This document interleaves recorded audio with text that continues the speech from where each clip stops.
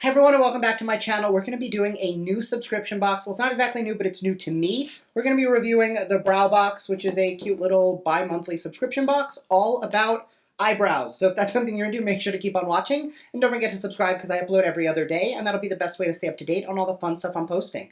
So if you want to jump into this box with me, stay tuned.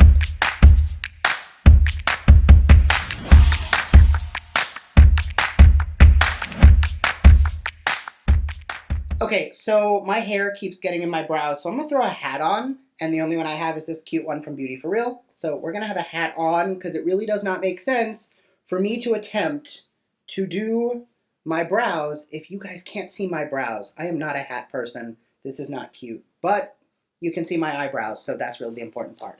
So jumping into the box, thanks for being there through thick and thin. That is really cute. Handwritten message.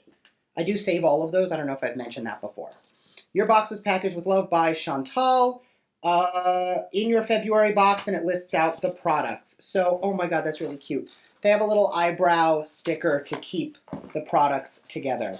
All right, so first out of the box are what we're going to call the gimmicky things, or like the keepsakes. First, there's an air freshener that says Brows Before Bros. That is really cute and will probably end up in my car. There's also a mask that says life isn't perfect, but your brows can be. Also really cute. So it seems like this has a lot of those like nostalgic keepsake kind of things in there, which I'm not opposed to. There are 3 disposable brow spoolie applicators. I've got a million spoolies, so I'm probably not going to need those. And then on to the 3 actual brow products.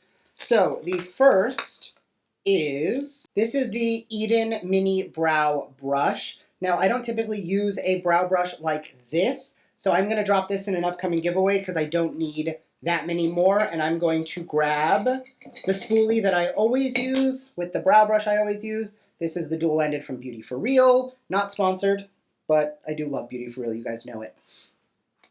So there are 2 brow products to try out. The first is the Eden Brow Shadow in the shade Dark Brunette, and the other is the Brow Tint Tattoo Gel. Now, I'm not going to use them together because that feels a little counterintuitive, because we'll see. I'm going to use this one first. This is that viral, trending, like, peel-off brow tattoo that's going around. So if my brows look like crap, I'm not filming for the next few days. This is in the shade 3, and I threw the box. It says really just put it on, let it dry, and then peel it off. It is not in English, so I have no idea how long to keep it on for. So we're just going to try it out and see what happens. I'm going to grab a mirror, and let's apply. If this makes my brows fall out, I'm suing. All right, so I'm just going to pull this. Oh, it is thick and like, feels like tar. I hope I'm not waxing my brows right now. That would not be good.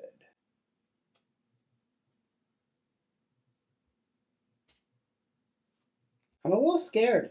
This looks very dark.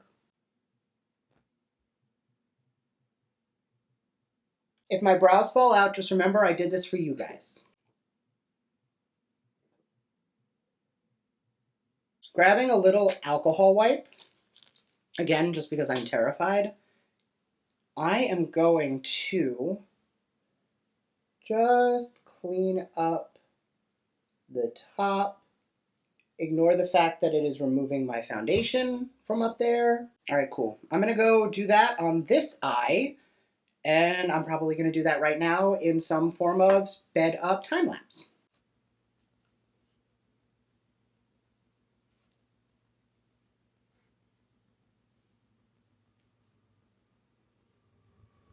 All right, and now that I feel like a Disney villain, I'm going to go let this dry down, and I'll be right back. All right, so I am back, still looking like a Disney villain, but time to get rid of this. Now, apparently it's supposed to just peel right off. I have a tissue here in case I need it, but let's see what happens.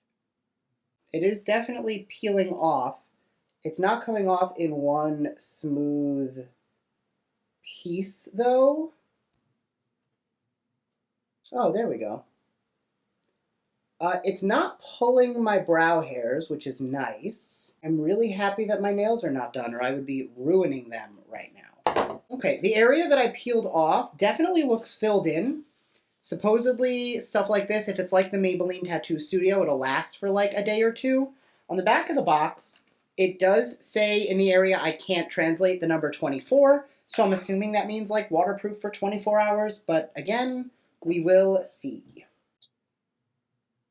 Okay, it definitely is peeling off. I'm going to grab a spoolie and just pull the rest of that product out.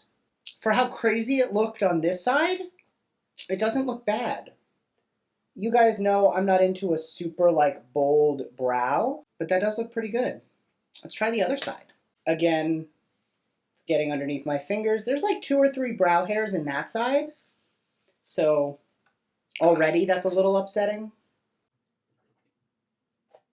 I'm going to take a little bit of my cellar water and just run that through the brow.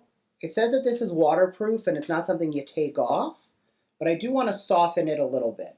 And really, all it's doing is taking off the foundation around my brows, so that's not actually working for me. Okay, so I think the color for me is a little bit dark, and based on how long I had to wait for it to dry down and all of that, I think I'm going to stick to a traditional brow gel, just because you guys know the Gimme Brow from Benefit or the Milk Makeup Cush Brow. I comb them through and my brows are done in like 10 seconds. So this is supposed to be like a, oh, your brows are done and you don't have to think about them for a few days.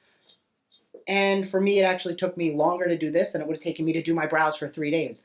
What I will say though, is for those of you who might want to like, not that we're going anywhere because of, you know, global pandemic, but like wear makeup to a water park, yeah, this is waterproof. I feel like this would look cute and your brows wouldn't go anywhere. But I don't know how I feel about that. I am going to try out the brow powder just because it is still a little uneven in the tail of my brow. So I'm going to grab that spoolie and the brow powder, which again is a little darker than I typically like to go. And I'm going to pick up that powder and just use this to fill in any of the areas where I feel I have any sparseness. Definitely a little warm for me.